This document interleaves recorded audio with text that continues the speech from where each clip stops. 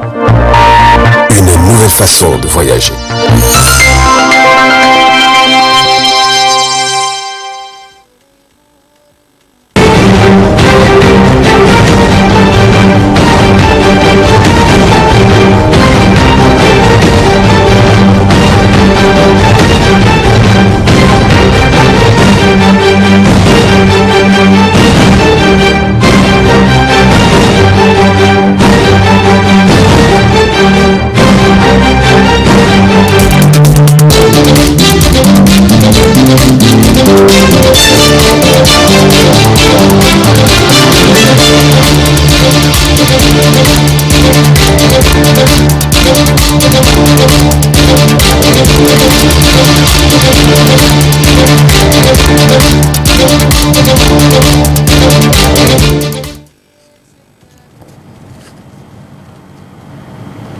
Bonsoir à tous et merci de prendre part à ce rendez-vous de l'actualité sur la télévision Tambara, le miroir de la femme. Cela dit, le président de la République, Bazoum Mohamed, a rencontré hier au palais de la présidence une délégation des athlètes après des compétitions à l'international. Le compte rendu avec Almouni Sani et Kantama Ibrahim. Cette rencontre du président de la République avec nos athlètes vient après les compétitions internationales dans lesquelles ces derniers ont fait des prouesses à travers des prestations impressionnantes. Le président de la République, Alhaji Bazoum Mohamed, a profité de cette occasion pour rendre un hommage mérité à nos ambassadeurs. À travers moi, c'est l'ensemble du peuple du Niger qui célèbre votre retour. Alphaga, vous faites personnellement honneur à notre pays. Nous vous avons déjà célébré à d'autres occasions, à plusieurs occasions. Vous maintenez le même cap. Aujourd'hui encore, malgré certainement les difficultés que j'ai. Cette rencontre du président de la République avec nos athlètes vient après les compétitions internationales dans lesquelles ces derniers ont fait des prouesses à travers des prestations impressionnantes. Le président de la République, Alhaji Bazoum Mohamed, a profité de cette occasion pour rendre un hommage mérité à nos ambassadeurs. À travers moi, c'est l'ensemble du peuple du Niger qui célèbre votre retour. Alphaga, vous faites personnellement honneur à notre pays. Nous vous avons déjà célébré à d'autres occasions, à plusieurs occasions. Vous maintenez le même cap. Aujourd'hui encore, malgré certainement les difficultés que j'imagine, c'est la preuve que vous êtes un athlète exceptionnel avec une longévité remarquable parce que vous avez beaucoup de volonté, parce que vous avez beaucoup de fierté, parce que vous avez beaucoup de ressources psychologiques et mentales, parce que Dieu vous a doté d'un bon physique. Je voudrais associer à ces mots de félicitations votre camarade qui vient de décrocher dans sa catégorie une médaille de bronze de taekwondo à l'issue des mêmes compétitions. Elle également, elle nous fait honneur, elle fait honneur à son pays, elle fait honneur aux femmes du Niger. C'est la preuve en effet que nous avons beaucoup de potentiel. Il nous revient de faire en sorte que nous puissions l'exploiter. Ces médaillés en or et en bronze se disent prêts à répondre dans toutes les compétitions internationales afin que le drapeau du Niger flotte dans le concert de la nation. Vous savez, je me suis blessé lors de ma qualification, là où j'ai décroché ma qualification pour Tokyo, parmi les 5 meilleurs au monde. Donc ça fait 1 an, 6 mois, je galère à faire ma rééducation et je me suis donné à fond pour être au rendez-vous des Jeux Olympiques. Et, je me rappelle avant le championnat d'Afrique, je me disais mais est-ce que je peux le faire? Je me suis dit Razak, tu dois le faire parce que bientôt c'est les Jeux Olympiques, il faut reprendre la compétition pour être sûr que je peux participer aux Jeux Olympiques. Le président Maître Soumana Sanda salue aussi cette initiative du président de la République, Alej Bazoum Mohamed. C'est dire qu'il y a une nécessité absolue à reconnaître enfin que le taekwondo aujourd'hui s'impose comme, disons, leader dans le domaine du sport et qu'il faudrait, au-delà de toute considération, l'aider à maintenir le cap et à poursuivre sur cette trajectoire aujourd'hui. Il est évident que sur tous les théâtres de compétition, le taekwondo nigérien est devenu incontournable. Nous allons continuer à aider au mieux de nos moyens afin que la dynamique se pérennise. Cette rencontre du président de la République avec nos athlètes, il s'agit des taekwondoïstes et du boxeur qui se sont distingués lors des compétitions respectivement à Dakar et au Nigeria, prouve l'engagement des plus hauts sommets de l'État à accompagner le sport nigérien. Il s'agit d'Abdourazak Alfaga, Takiet, Ben Youssouf, tous médaillés en or. Balkissa Halidou, Ismaël Garba et Mahamadou Maharana, médaillés en bronze. Et le boxeur Moussa Sahabi Gadou et Mohamed Yakouba qui ont rapporté au Niger des médailles en or à Anambra, République fédérale du Nigeria. Suite à l'actualité, le ministère de l'Aménagement du Territoire et du Développement communautaire a présidé ce matin au ministère du Plan le forum sur la contribution du volontariat dans l'élaboration du rapport national volontaire du Niger 2021. Plus de précisions dans ce reportage de Ramatou Marou et Abdul Nasser Abdou.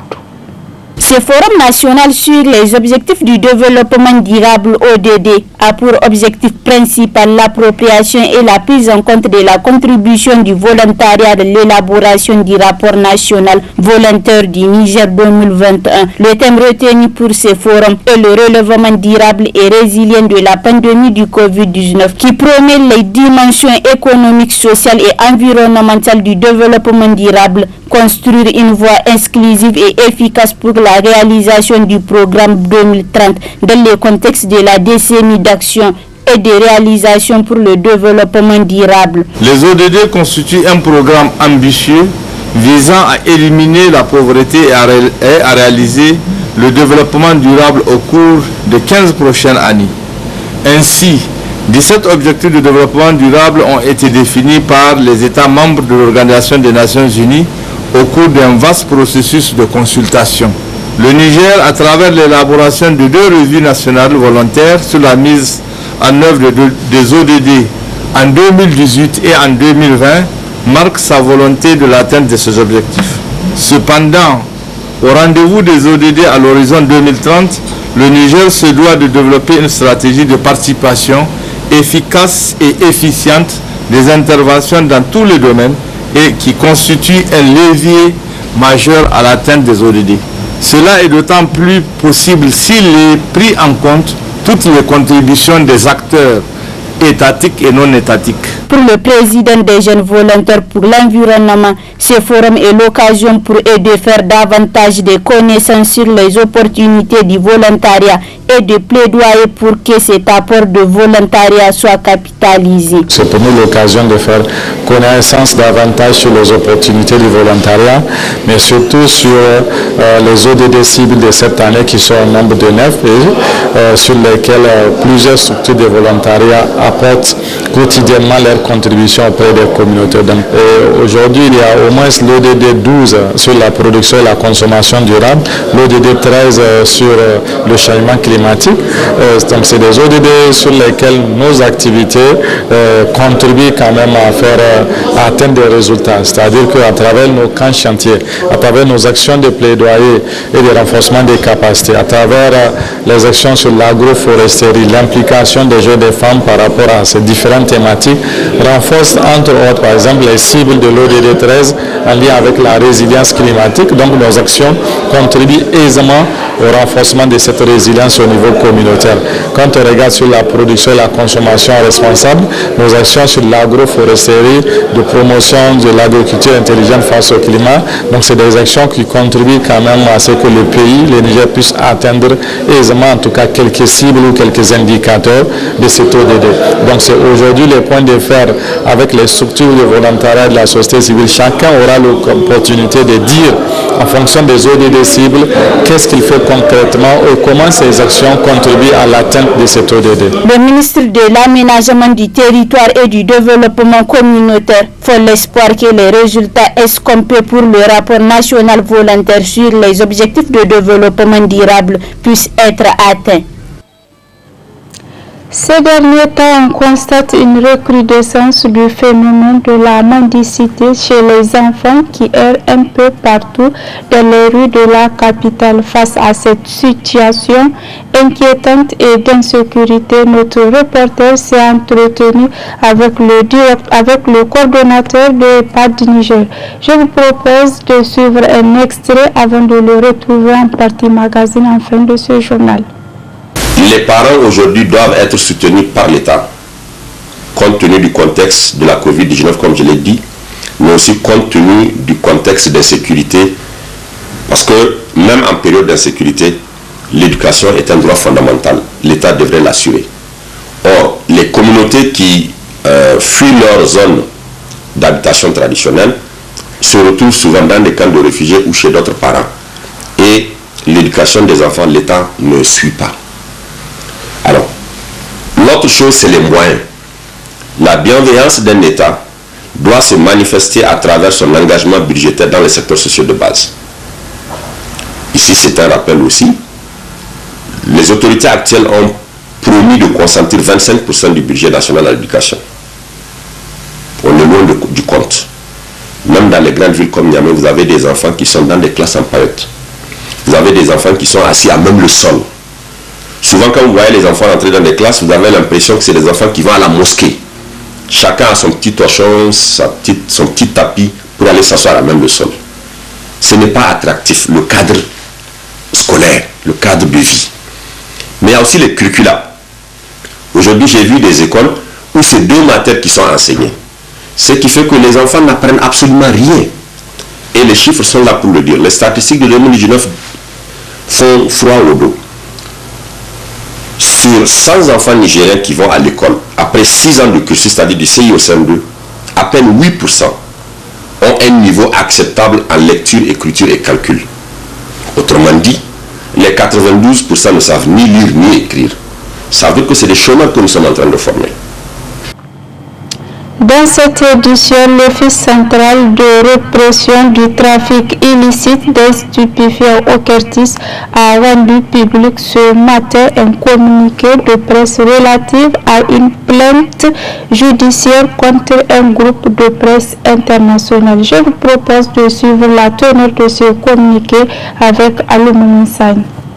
La direction de l'Office central de répression des trafics illicites des stupéfiants, OCRIS, informe l'opinion publique nationale et internationale qu'elle a déposé ce jour 9 juin 2021 une plainte pour diffamation au bureau du procureur de la République près du tribunal des grandes instances hors classe de Niamey contre le groupe de presse international dénommé Initiative mondiale contre la criminalité transnationale organisée. Cette plainte, qui sera diffusée à l'international par voie d'Interpol, fait suite au droit de réponse apporté par l'OCRIS le 28 mai 2021 face aux allégations mensongères par lesquelles l'organe de presse incriminé a affirmé dans un article intitulé « Les jours étranges pour le trafic Hachiche au Niger » qu'une partie de 12 tonnes de résine de cannabis saisie le 2 mars 2021 à Niamey a frauduleusement été soustraite et revendue aux trafiquants impliqués. Par cette plainte, l'OCRIS déclenche une procédure judiciaire contre les auteurs de cet article, qui du reste n'ont jamais mis pied au Niger, et les invite une fois de plus à fournir aux autorités judiciaires la moindre preuve de leurs accusations totalement infondées, insensées et ridicules. Signé M. Aboubakar Issaka Oumarou, contrôleur général de police, directeur de l'Office central de répression des trafics illicites des stupéfiants, OCRIS. Dans une interview accordée au studio Kalangu, le directeur du projet Sahel à l'international Crisis Group, Jean-Hervé Jézéquel, explique la situation sécuritaire qui prévaut au Sahel.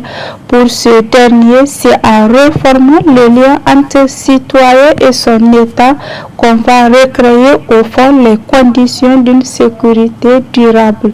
Suivons-le. En réalité, quand on regarde une situation qui en gros a commencé à se détériorer avec la crise de Normalie en 2012, et on voit que année après année, cette insécurité, les formes de violence armée se sont répandues. D'abord répandues dans d'autres régions du Mali, puis répandues dans les pays voisins. Elles ont touché beaucoup le nord du Burkina Faso, l'est du Burkina Faso, et puis elles continuent aussi la frontière entre le Mali et le Niger étant une autre de ces régions affectées. En parallèle, il y avait aussi un énorme effort, un investissement très important de tout un ensemble de partenaires internationaux pour essayer de stabiliser, par des interventions à base militaire, la situation. Alors, il y a évidemment l'opération qui est sans doute la plus connue, qui est l'opération Barkhane régionale, conduite par la France. Également la MINUSMA, les forces du G5 Sahel. Et ce qu'on voit, c'est qu'il y a un vrai décalage entre d'une part cet investissement massif de toute cette série d'acteurs et le fait qu'on a une situation qui ne s'améliore pas, au contraire qui se détériore. Et donc nous, à Crisis Group, on a notamment publié en février dernier une sorte de rapport de synthèse sur les politiques de stabilisation au Sahel, où on a essayé de souligner ce qu'il faut bien appeler l'échec aujourd'hui des 7-8 dernières années de stabilisation au Sahel.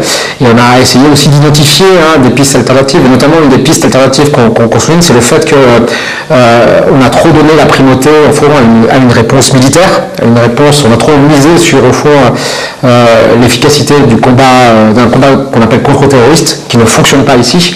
Et donc on a appelé au fond à rééquilibrer les différents piliers d'intervention. Il y a de manière traditionnelle 3 piliers d'intervention qui sont la sécurité, le développement et puis la gouvernance, et notamment on donnait trop d'importance, je pense jusqu'ici, au premier aspect, notamment dans sa dimension contre-terroriste, et on appelle nous à un rééquilibrage, et notamment à mettre au fond la gouvernance, la réforme de l'État, et notamment la refondation d'un lien citoyen-État au centre des stratégies de stabilisation, parce qu'au fond c'est en réformant en profondeur le lien entre le citoyen et son État qu'on va baser, recréer au fond les conditions d'une sécurité durable.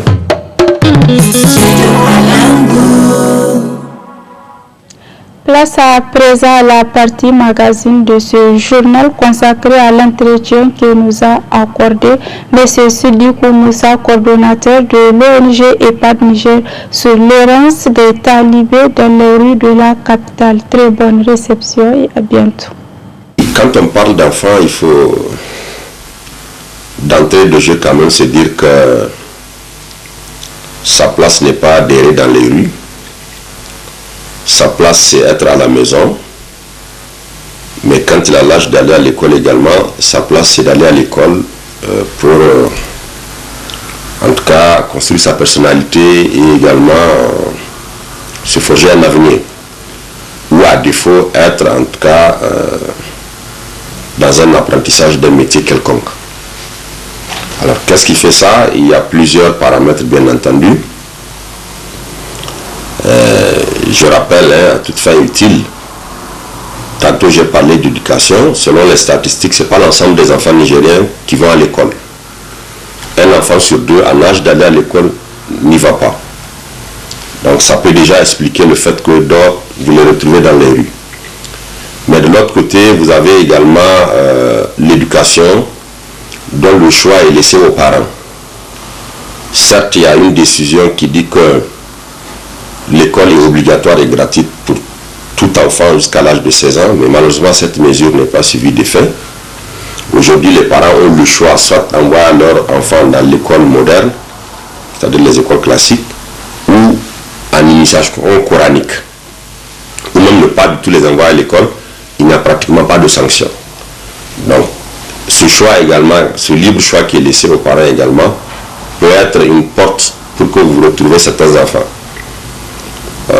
La troisième raison que je pourrais évoquer ici, c'est également la question de la vulnérabilité. Aujourd'hui, malheureusement, on constate que plusieurs familles démissionné, ces familles n'arrivent plus à assumer leurs responsabilités comme cela devrait l'être. Notamment élever leurs enfants, éduquer leurs enfants. Les parents ont démissionné. Et cela aussi a plusieurs raisons. Vous avez de ces derniers temps, malheureusement, beaucoup de familles monoparentales. Je parlerai ici des divorces. Je parle également aujourd'hui de la crise économique liée à la Covid-19, qui fait que beaucoup de parents ont perdu leur emploi, donc ils n'arrivent plus à assumer les fonctions régaliennes de chef de famille. Cela aussi peut avoir comme conséquence, effectivement, cette fuite de responsabilité. Mais un phénomène qui est quand même très inquiétant, c'est l'insécurité. On constate malheureusement que beaucoup d'écoles ont fermé, j'allais dire, dans une partie de notre pays. Rappelez-vous de l'île de Karamga, où c'est carrément les populations qui ont quitté. Aujourd'hui, cette situation est en train de se vivre dans l'ouest du Niger, notamment dans la région de Tillabéri. C'est en tout cas des centaines d'écoles qui ont fermé, et c'est des milliers d'enfants qui se sont retrouvés du coup dans la rue. Vous avez aussi le phénomène de la mendicité, qui fait qu'aujourd'hui, l'État n'est pas arrivé à fixer les écoles coraniques. Les écoles coraniques sont devenues des écoles ambulantes. Et ce qui est curieux, ce mouvement se constate des zones rurales vers les zones urbaines. Ce qu'on connaissait avant, que quand vous avez un enfant pour sa socialisation ou pour son éducation coranique, vous l'envoyez de la ville au village, où il y a moins d'attractions. Aujourd'hui, la mendicité est devenue un métier. Certains maîtres coraniques font des enfants un fonds de commerce. Ils les prennent par dizaines, par centaines et ils les amènent dans les grands centres urbains. Ils n'ont aucun pouvoir économique. Les parents également ont démissionné. Ils n'assument plus ce qui devrait être à leur charge, notamment assurer l'alimentation, la santé de leur enfant. Eh bien, tout est laissé à l'enfant et l'enfant n'a d'autre choix que d'être dans la rue. Alors, il y a aussi les changements climatiques qui font qu'aujourd'hui, nos terres ne sont plus productives comme avant. Alors, vous avez aussi le pays qui a le plus fort taux de natalité au monde, c'est le Niger. Une femme a plus de 7 enfants. Ça veut qu'il y a beaucoup de bouches à nourrir. Or, beaucoup de bouches à nourrir veut dire qu'il faut avoir quand même beaucoup de production. Or, avec les changements climatiques, vous avez les sols qui ont été assez lessivés, vous avez les inondations de manière cyclique, ce qui fait qu'aujourd'hui, à l'hectare, vous ne pouvez pas récolter même la nourriture peut-être de 2 mois ou de 3 mois. Donc voilà, ça accentue la vulnérabilité des familles. Mais de l'autre côté, comme je l'ai dit tantôt, les parents ont démissionné, mais l'État aussi et les collectivités, malheureusement aussi, ont démissionné. Parce que je rappelle, l'article 24 de notre Constitution a été clair. L'État et les autres collectivités ont la responsabilité de protéger les enfants contre toute forme d'exploitation et d'abandon.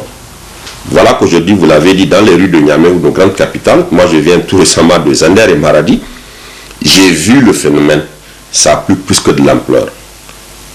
Nous sommes dans un contexte d'insécurité, ces enfants-là peuvent être aujourd'hui une pépinière de recrutement pour les terroristes, si nous n'y prenons pas garde. Donc je disais que l'article 24 est très clair, les collectivités et l'État, de par leur politique publique, mais aussi de par leur action, doivent faire en sorte qu'il y ait une éducation de qualité et gratuite pour chaque enfant. Aujourd'hui, l'école n'a plus de qualité. Il n'y a plus de qualité à l'école publique. Aujourd'hui, vous et moi, on n'envoie plus nos enfants dans les écoles publiques. On envoie nos enfants dans les écoles privées. Il n'y a pas d'infrastructure. Le corps enseignant, à 80% est contractuel. On ne leur donne pas, si vous voulez, cette ambition d'être des professionnels de l'éducation parce qu'ils ont déjà un niveau de vie précaire. Donc c'est tous ces éléments réunis qui font qu'aujourd'hui on constate malheureusement cette recrudescence-là de voir les enfants à chaque coin de rue à tendre la main à des inconnus. Mais le plus grave, comme je l'ai dit, c'est que ces enfants-là, si rien n'est fait, ça va être une bombe à retardement entre nos mains et les groupes terroristes peuvent les utiliser pour que cela se retourne contre nous. Alors, il n'y a pas 1000 manières. Les les parents aujourd'hui doivent être soutenus par l'État, compte tenu du contexte de la Covid-19, comme je l'ai dit, mais aussi compte tenu du contexte d'insécurité, parce que même en période d'insécurité, l'éducation est un droit fondamental. L'État devrait l'assurer. Or, les communautés qui fuient leur zone d'habitation traditionnelle se retrouvent souvent dans des camps de réfugiés ou chez d'autres parents. Et l'éducation des enfants, l'État ne suit pas. Alors, l'autre chose, c'est les moyens. La bienveillance d'un État doit se manifester à travers son engagement budgétaire dans les secteurs sociaux de base.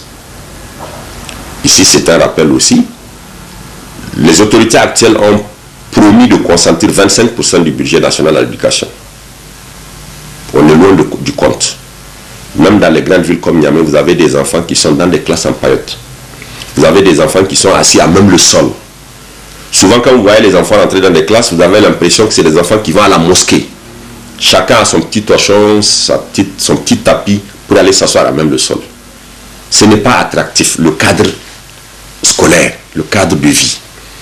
Mais il y a aussi les curricula. Aujourd'hui, j'ai vu des écoles où c'est 2 matières qui sont enseignées. Ce qui fait que les enfants n'apprennent absolument rien. Et les chiffres sont là pour le dire. Les statistiques de 2019 font froid au dos. Sur 100 enfants nigériens qui vont à l'école, après 6 ans de cursus, c'est-à-dire du CI au CM2, à peine 8% ont un niveau acceptable en lecture, écriture et calcul. Autrement dit, les 92% ne savent ni lire ni écrire. Ça veut dire que c'est des chômeurs que nous sommes en train de former. Donc, comme je l'ai dit, l'État a une obligation, les collectivités ont une obligation. Aujourd'hui, on fait des infrastructures, échangeurs par-ci, ponts par-là. Ce n'est pas de cela que la jeunesse nigérienne a besoin. La jeunesse nigérienne a besoin qu'on investisse dans le capital humain pour que eux, ils soient des facteurs de création de richesse pour demain, comme les anciens l'ont été. L'école était une école gratuite, elle était une école qui produisait des produits finis où on se l'arrache sur le marché. Aujourd'hui, vous avez des étudiants qui ont le niveau master qui ne peuvent pas vous faire sujet, verbe, complément. Voilà, donc la question est simple. Les parents doivent jouer leur rôle, notamment ce droit et ce devoir que leur confère aussi notre Constitution à travers l'article 23. Ils doivent veiller à l'éducation et à la protection de leurs enfants. L'État et les collectivités doivent aussi faire en sorte que l'éducation soit de qualité et gratuite, mais ils doivent aussi lutter contre l'abandon et l'exploitation. Autrement dit, ces enfants que vous voyez dans la rue, certains sont exploités, mais les services de l'État ne réagissent pas promptement pour sanctionner les auteurs de ceux qui utilisent ces enfants-là. La solution, il n'y a pas 1000 solutions. Comme je l'ai dit, c'est l'investissement dans le capital humain. Il faut mettre beaucoup de ressources dans les secteurs sociaux de base. Il faut que chaque enfant puisse être à l'école. Que le gouvernement respecte son engagement en disant qu'il y a une obligation, une gratuité de l'éducation jusqu'à l'âge de 16 ans. Ceux qui n'arrivent pas à tenir jusqu'à l'âge de 16 ans doivent aller dans des centres de formation professionnelle au métier. Et en ce moment-là, il faut aussi mettre les moyens conséquents. Il faut aider les parents à travers, en tout cas, une aide sociale.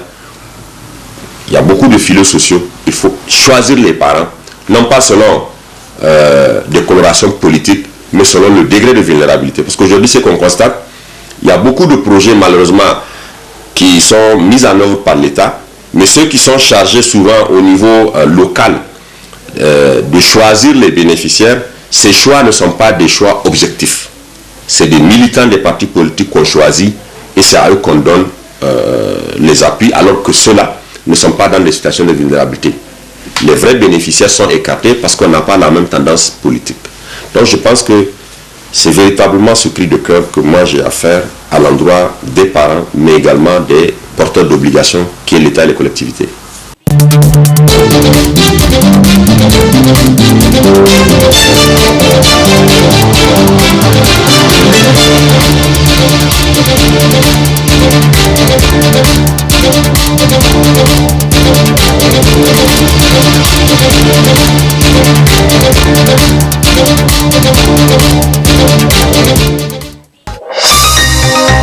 Ce journal vous a été présenté par STM Transport Voyageurs.